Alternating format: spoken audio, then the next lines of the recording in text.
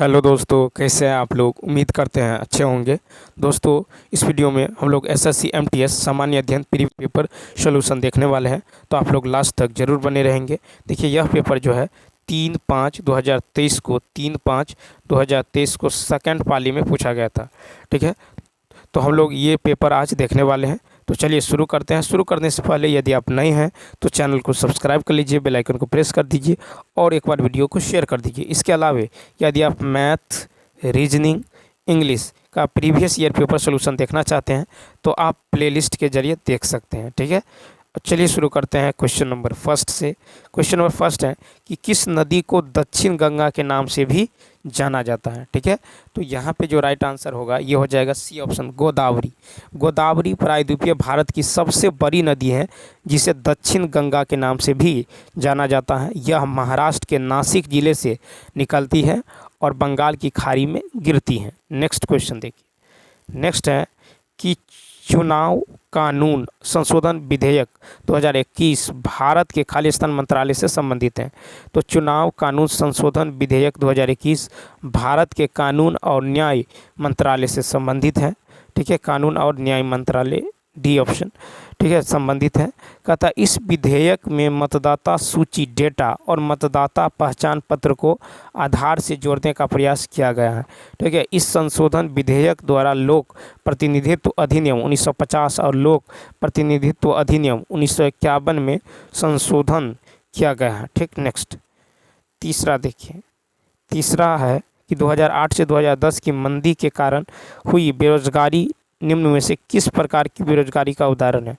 तो देखिए, 2008 से 2010 की मंदी के कारण हुई बेरोजगारी चक्रीय बेरोजगारी का उदाहरण है। ठीक है, चक्रीय बेरोजगारी का उदाहरण है, डी ऑप्शन।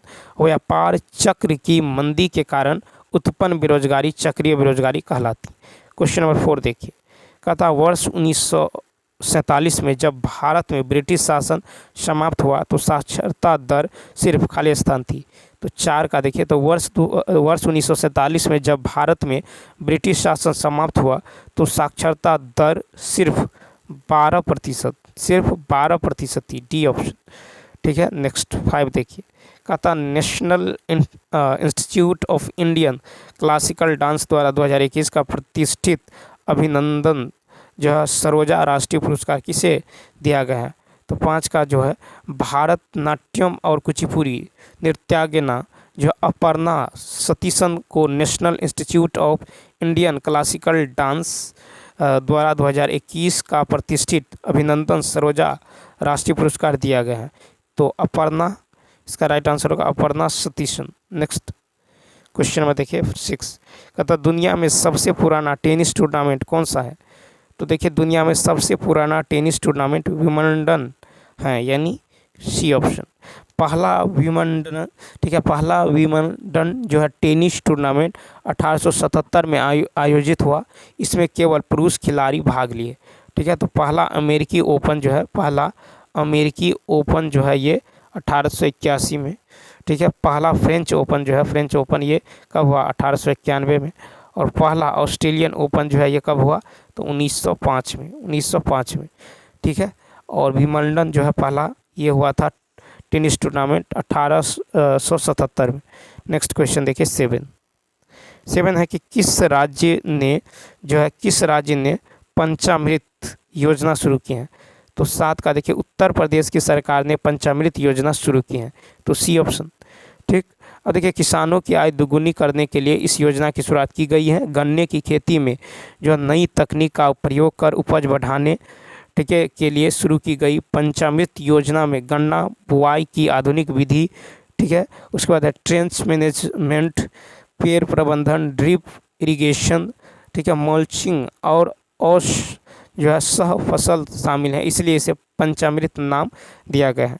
नेक्स्ट कहता है कि किसी अम्ल और किसी क्षारक के बीच होने वाली अभिक्रिया कहलाती हैं। तो देखिए कि जब कोई अम्ल किसी क्षार से अभिक्रिया करता है तो नमक एवं जल का निर्माण होता है। इस अभिक्रिया को उदासीनीकरण अभिक्रिया कहते हैं।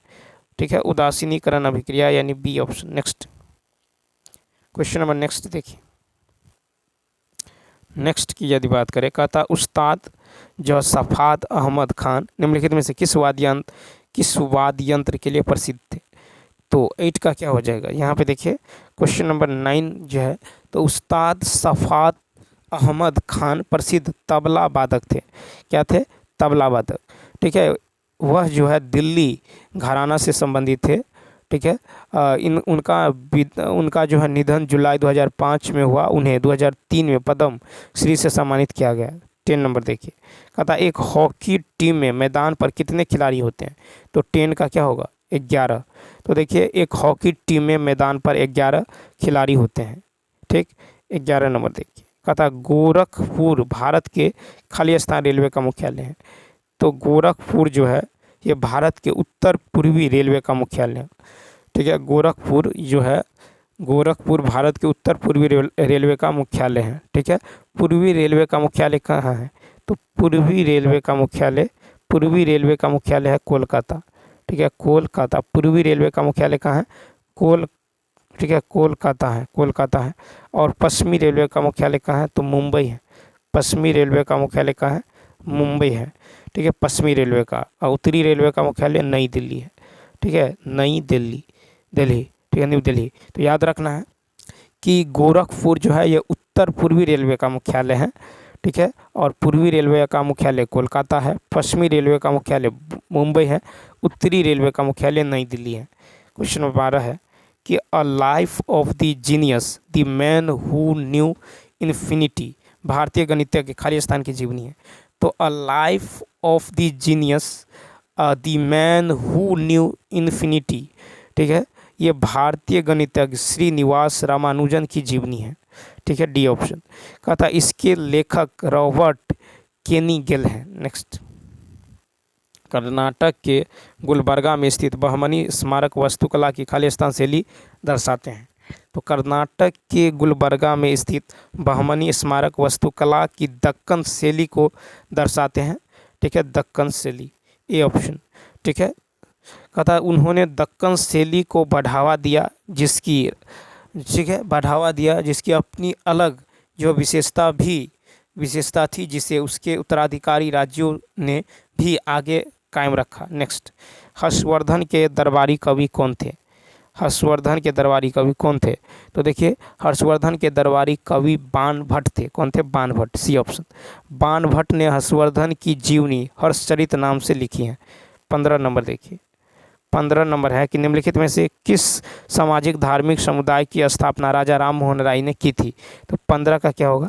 तो राजा राम मोहन राय ने कलकत्ता में 1828 में, कलकत्ता में 1828 में ब्रह्मा सभा की स्थापना की। ठीक है, ब्रह्मा सभा की स्थापना की, जो बाद में ब्रह्मा समाज के नाम से जाना गया। ठीक है, इसका उद्देश्य हिंदू धर्म में प्रचलित बुराइयों को दूर कर उसे स्वच्छ बनाना और एकेश्वरवाद की शिक्षा देना है था। तो यहाँ पे बी ऑप्शन। नेक्स्ट, फिर है कि किस केंद्र शासित प्रदेश का अपना एक उच्च न्यायालय है? तो देखिए केंद्र शासित प्रदेश दिल्ली का अपना उच्च न्यायालय है, जिसका अधिकार क्षेत्र राष्ट्रीय राजधानी क्षेत्र दिल्ली है। ठीक है, तो यहाँ पे क्या होगा? Delhi, D option. नेक्स्ट, 17 है कि दिल्ली सल्तनत के दौरान उलेमा शब्द का संबंध खाली स्थान से था। तो दिल्ली सल्तनत के दौरान उलेमा शब्द का संबंध जो मुस्लिम विद्वान, धर्मशास्त्री और न्याय शास्त्री से था। ठीक है, तो यहाँ पे जो हो जाएगा, ये हो जाएगा विद्वान। ठीक है, मुस्लिम विद्वान, धर्मशास्त्री और न्याय शास्त्री। नेक्स्ट देखिए 18, सरकार का हस्तक्षेप चाहे वह मांग का विस्तार करने के लिए हो अथवा इसे कम करने के लिए खाली स्थान कहलाता है। 18 का, तो देखिए सरकार का हस्तक्षेप चाहे वह मांग का विस्तार करने के लिए हो अथवा इसे कम करने के लिए हो, स्थिरीकरण कार्य कहलाता है। स्थिरीकरण कार्य कहलाता है, सी ऑप्शन। ठीक है, अर्थव्यवस्था में रोजगार तथा कीमतों का स्तर कुछ मांग पर निर्भर करता है तथा कुछ मांग सरकार के अतिरिक्त निजी क्षेत्र के निर्णयों पर भी निर्भर करती हैं। किसी भी समय में ऐसा हो सकता है कि मांग का स्तर जो है श्रम तथा अर्थव्यवस्था के अन्य संसाधनों के पूर्ण जो उपयोग के लिए अपर्याप्त, ठीक है, अपर्याप्त हो। ठीक है, अब देखिए क्वेश्चन नंबर 19 है कि निम्नलिखित में से कौन सा फसल कटाई त्यौहार प्रसिद्ध रूप से असम में मनाया जाता है। तो बिहू त्यौहार असम में मनाया जाता है। तो बिहू त्यौहार क्या है, असम में मनाई जाती हैं। ठीक है, डी ऑप्शन। अब देखिए कि बिहू जो है असमिया नव वर्ष के दौरान रंगोली बिहू या जो है बोहाम बिहू मनाया जाता है। फसल कटाई के समय भोगाली बिहू या माघ बिहू मनाया जाता है। और कांगली बिहू जो है या कटी बिहू ये केवल प्रेम की उपासना के लिए मनाया जाता है। ओणम केरल में, लाहौरी पंजाब में और मकर संक्रांति पूरे भारत में मनाया जाता है। 20 है सर्वप्रथम कॉर्क की कोशिकाओं की खोज खाली स्थान ने 1665 में की। तो 20 का हो जाएगा। देखिए सर्वप्रथम कॉर्क की कोशिकाओं की खोज 1665 में रॉबर्ट हुक ने की। नेक्स्ट फिर है कि जो बल पृथ्वी के आंतरिक भाग में घटित होते हैं उन्हें कहते हैं। तो ऐसा बल जो पृथ्वी के आंतरिक भाग में घटित होते हैं उसे अंतर्जनित बल कहते हैं। जैसे भूकंप, ज्वालामुखी विस्फोट, लैंड फ्लोडिंग, नए आइलैंड का निकलना आदि पृथ्वी के आंतरिक बल के परिणाम हैं।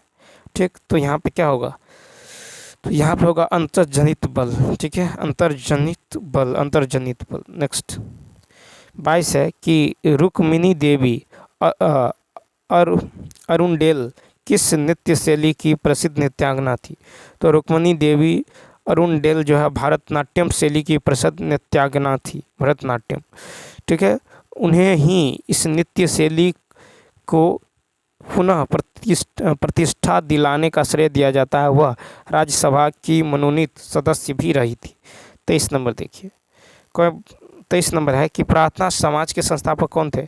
तो प्रार्थना समाज और 1867 में बम्बई में प्रार्थना समाज के संस्थापक आत्माराम पांडुरंग थे। ठीक है, आत्माराम पांडुरंग थे। प्रार्थना समाज ने जातीय बंधनों को समाप्त करने और बाल विवाह के उन्मूलन के लिए प्रयास किया। उसने स्त्री शिक्षा को प्रोत्साहित किया और विधवा विवाह पर लगी पाबंदी के विरुद्ध आवाज़ उठाई। नेक्स्ट 24,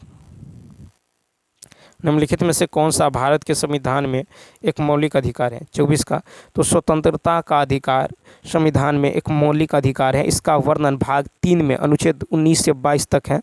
मताधिकार यानी मत देने का अधिकार संविधान द्वारा दिया गया एक राजनीतिक अधिकार है। तो स्वतंत्रता का अधिकार।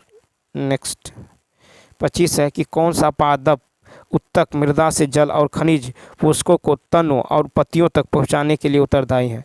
तो 25 का क्या होगा, तो देखिए पादप उत्तक में जाइलम मृदा से जल तथा खनिज लवण को जड़ों से तनों और पत्तियों तक पहुंचाने का काम करता है। जाइलम तथा फ्लोएम पादप संवहन उत्तक के भाग है।